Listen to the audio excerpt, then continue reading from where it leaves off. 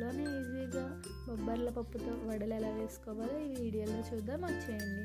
First మీకు ఎంత కావాలో అంత కొలుచుకొని ఒక బౌల్లో వేసేసుకొని వాటర్ వేసుకొని నానబెట్టుకొని 1 అవర్ పాటు పక్కన పెట్టేసుకోండి.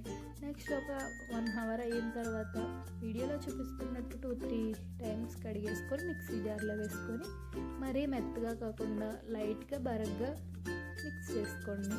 అప్పుడు క్రిస్పీగా వస్తాయి.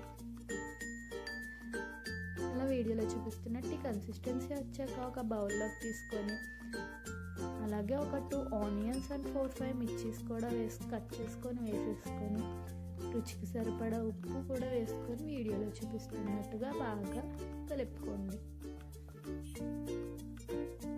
అలా కలిపేసుకొని ఒక పక్కన పెట్టేసుకోండి.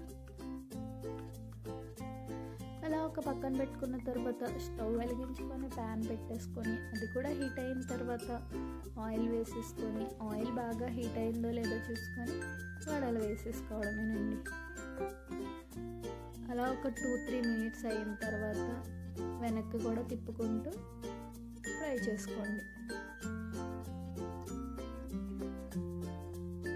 అలా ఒక 5 మినిట్స్ ఫ్రై చేసుకుంటే చాలా క్రిస్పీగా వస్తాయండి.